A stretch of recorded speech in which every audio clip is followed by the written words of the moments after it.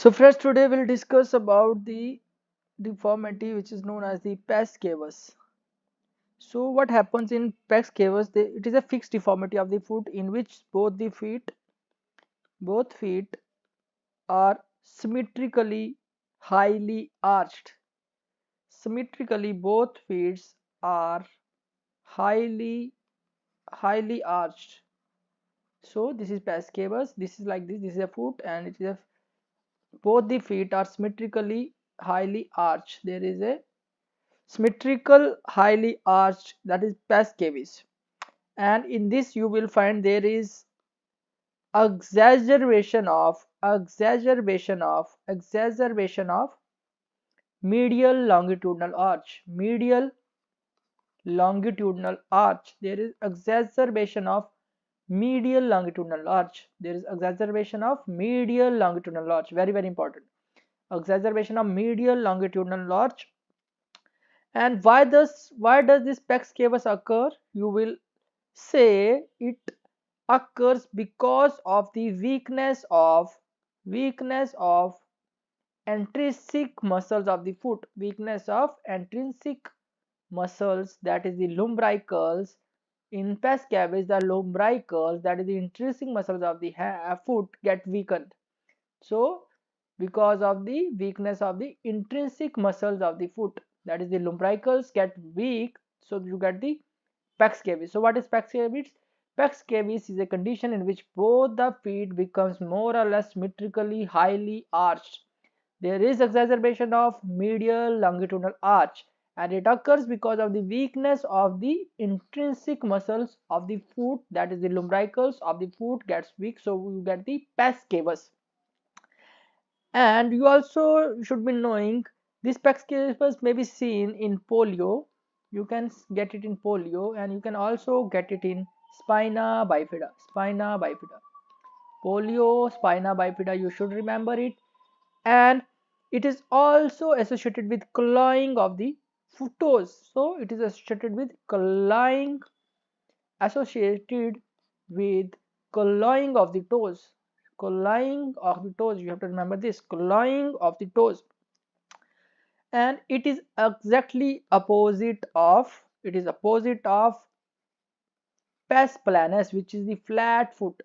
It is opposite of pes planus, which is the flat foot. Then how will you demonstrate pes cavus at the bedside? How will you demonstrate pes cavus at the bedside? So how to demonstrate?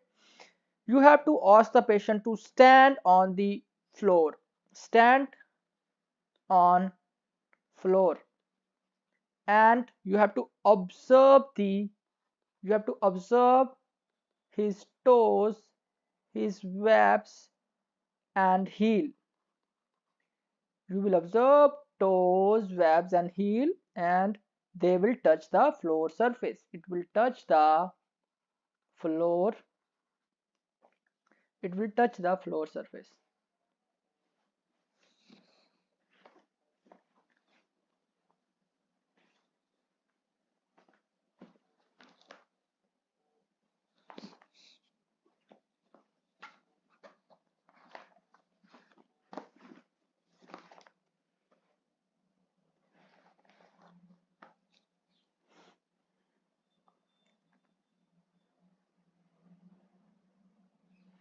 Okay, then first you have to ask him to stand on the floor, and you will observe. Then you can also do one thing, that you will take the footprint on a white paper.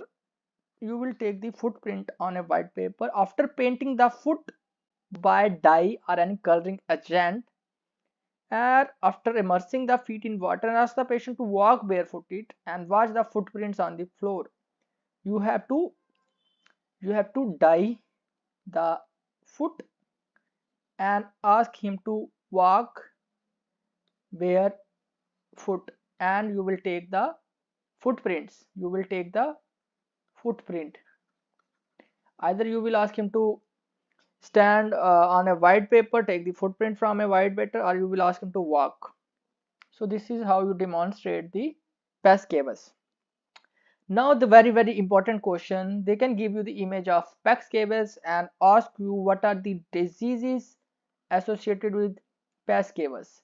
Pecks caves is the both the feet becomes highly arched and there is an exaggeration of medial longitudinal arch, and they will give you the image of Pecks caves and ask you what are the conditions that you can find in Pecks caves. So there are various causes of Pecks caves. You should remember Friedreich's ataxia. Then you can remember peroneal muscle atrophy. Peroneal muscle atrophy. Then you can get in syringomyelia. Then you can get it in polio. I've already told. Spina bifida told. Then you can get in polio, spina bifida. Then you can get in cerebral palsy. Then you can get in congenital. So you know polio and spina bifida already. You can add on to Friedreich's ataxia, peroneal muscle atrophy, syringomyelia, cerebral palsy, then congenital. Causes of Pex covertus, Pex planus के अगर causes they can ask sometime, then you have to say planus. For planus, the causes are Marfan, Ehlers-Danlos, and osteogenesis imperfecta. So the causes of pes planus is Marfan, Ehlers-Danlos, osteogenesis imperfecta.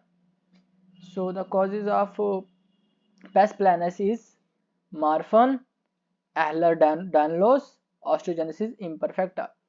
Marfan, Ehlers-Danlos, osteogenesis. So you have to remember the pes cavus के causes. You should remember peroneal muscle atrophy, cerebral palsy, then polio, spina bifida, syringomyelia. So these are the important causes of pes cavus. Okay. Then we will move on to another question. They can ask you what is Charcot-Marie tooth disease. You have to say it is synonymous with peroneal muscular atrophy, a variety of hereditary sensory motor neuropathy. So peroneal muscle atrophy, it is synonymous with peroneal muscle atrophy, a variety of hereditary sensory motor neuropathy. So it is synonymous with peroneal muscle atrophy. So what is Charcot-Marie tooth disease? You have to say it is synonymous with peroneal muscular atrophy. It is synonymous with peroneal muscle atrophy, which is a variety of hereditary sensory motor neuropathy, which is a variety of hereditary sensory motor neuropathy. So what is Charcot-Marie tooth disease? It is synonymous with peroneal muscle atrophy, a variety of hereditary sensory motor neuropathy. So situations where you will get the Charcot's name. What are the condition? The name where you get the Charcot's name. What are the conditions? First of all, the name Charcot you can get in Charcot-Marie tooth disease, which is also the peroneal muscle atrophy, a hereditary polyneuropathy. Then Charcot's biliary triad, you have the name Charcot's biliary triad. Then you have the Charcot's intermittent hepatic fever, Charcot's intermittent hepatic fever. Then you have the Charcot's joint. Then you have the Charcot-Leyden crystals. Then you have the Charcot-Leyden crystal. Then you can have the Charcot's triad, Charcot's vertigo, Charcot's zone, Charcot's triad, Charcot's vertigo, Charcot's zone, Charcot's Newman Charcot's Newman crystals. Okay, so these are the various variety of Charcot's Marie tooth disease or peroneal muscular atrophy, hereditary polyneuropathy. Charcot's biliary triad is the recurrent abdominal pain or biliary colic, fluctuating jaundice and intermittent fever with chills. Charcot's triad, recurrent abdominal pain, right abdominal biliary pain, and fever due to cholangitis, principal infection of the intrahepatic biliary radicals. Charcot's intermittent fever is because of the fever of the cholangitis, because of the infection of the biliary radicals. That is Charcot's intermittent hepatic fever. Now, this charcoal letter is found in the sputum of the patient suffering from bronchial asthma or stool of the patient suffering from acute amoebic dysentery. Charcoal letter you can either get an acute amoebic dysentery. In the stool, you would get Charcot laden crystal, or in the sputum of the patient with bronchial asthma, Charcot joint neuropathic pain. It is itself a chapter you have to remember. Then Charcot's laden Charcot's vertigo, it is synonymous with cuff syncope. Then Charcot's triad is intention tremors, Parkinson's nystagmus in a multiple sclerosis. What is Charcot's triad? Intention tremors, scanning speech nystagmus seen in multiple sclerosis. Charcot's triad. What is Friedreich's ataxia? Now the question comes in pes cavus, क्योंकि Friedreich's ataxia में pes cavus मिलता है, तो they can ask is what is Friedreich's ataxia? So Friedreich's ataxia is an autosomal recessive form of the spinocerebellar degeneration. It is a autosomal recessive form of the spinocerebellar degeneration. Spinocerebellar degeneration, autosomal recessive form of the spinocerebellar degeneration. The patient usually presents between the age of 5 to 15 years of age. Young age होता है Friedreich's ataxia का 5 to 15 years of age, and with clumsiness in walking and truncal ataxia, present with clumsiness in walking and truncal ataxia. The word is clumsiness in walking and truncal ataxia. This is Friedreich's ataxia. Clumsiness in walking and truncal ataxia. It is spinocerebellar degeneration. Age group factor is 5 to 15 years. You have to remember this. Okay, spinocerebellar degeneration 5 to 15 years को effect होता है. Patient present with truncal ataxia, clumsiness while walking.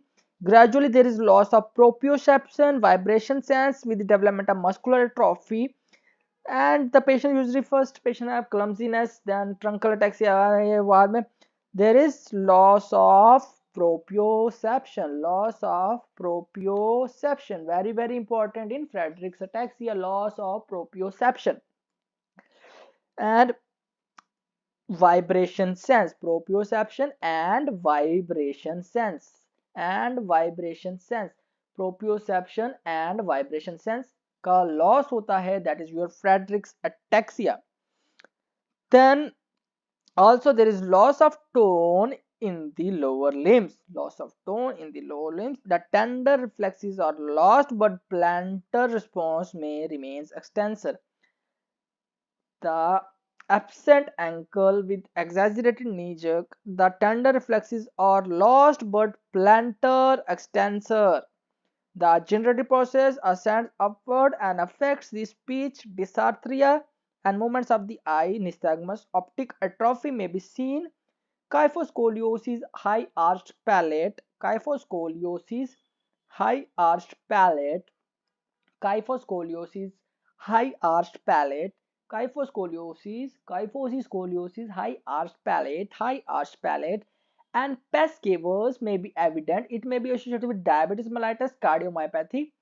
The patient is wheelchair bound by the age of 20 years. Diagnosis is made by positive family history and clinical findings. So the things, if you get a question on Friedreich ataxia, I am highlighting what are the things you will be getting. You will be getting the patient presents with clumsiness while walking, and there is ataxia, and gradually over time there is loss of proprioception and vibration sense. Then the patient can have certain other features, like patient can have tendon reflexes will be lost, and extensor plantar will be there. Then the patient can have optic atrophy. Then the patient can also have pes cavus, and high arched palate, pes cavus, kyphoscoliosis, very very important. If a patient with kyphoscoliosis you are seeing, you should remember that Friedreich ataxia causes the kyphoscoliosis. Pes cavus, high arch palate, kyphoscoliosis, you should think of Friedreich's ataxia, optic atrophy. Then there will be lost and is lost, but plantar may remain extensor. The general stands up and affect the speech. There will be speech disorders, nystagmus. You can add on optic atrophy. You added already. Then this condition may be associated with diabetes mellitus and cardiomyopathy. Okay. The patient become wheelchair bound by 20 years. Wheelchair bound. And diagnosis is usually made by family history and clinical findings. You have to remember this. Okay. We will now discuss about the diagnosis of spina bifida occulta and skeletal abnormalities in neurology. So first question is, what are the skeletal abnormalities in neurology? Question is skeletal abnormalities in neurology, so you have to think skeletal abnormalities in neurology, kyphoscoliosis. Neurology Parkinson disease में कुछ skeletal abnormalities होती है. Stood posture is skeletal abnormality, I don't know. Alzheimer में होती है, multiple sclerosis में होती है, गुल्लेन बारे में होती है, पता नहीं.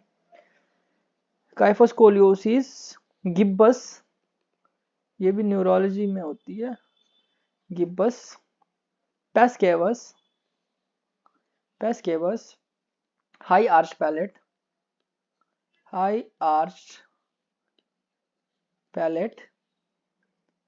Various skull deformities. स्कल के बारे में पढ़ना न्यूरोलॉजी में, कैसे स्कल्स होते हैं. डिफॉर्मिटीज, शॉर्ट नेक, क्रेनियोवर्टिबल एनोमली में short neck,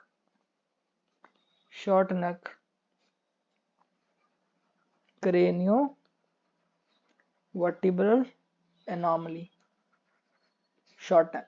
So the causes of skeletal abnormalities in neurology is kyphoscoliosis, gibbous, pes cavus, high arched palate. pes cavus high arched palate Fredericks ataxia में मिलता है. pes cavus और high arched palate किस में मिलता है? Frederick ataxia में भी मिलता है. skeletal deformities of the skull deformity, not skeletal, it is skeletal deformity and short neck, which is craniovertebral anomaly. Then spina bifida, you can tell like this, various skeletal abnormalities in neurology. Over the lower back there may be diagnosis of spina bifida occulta. spina bifida occulta का diagnosis कैसे करते हैं? Spina bifida occulta over the lower back, spina bifida occulta. How will you diagnose spina bifida occulta? You will see the tuft of hair tuft. lower back में देखना है, lower back, tuft of hair. Then dimpling of the skin, tuft of hair, dimpling of skin. Then dilated vessels or nevus, you will get the dilated vessels. Then fibrofatty tumor. Then cicatriciation of skin. So hair tuft मिल रहा है, dimpling skin की मिल रही है, nevus मिल रहा है, cicatrical hair मिलते हैं, dimpling skin की मिलती है, nevus मिल सकता है, dilated vessels मिल सकती हैं, tuft of hair मिल सकता है, dimpling of skin मिल सकता है. This is all about pes cavus. We will now listen to the pes cavus.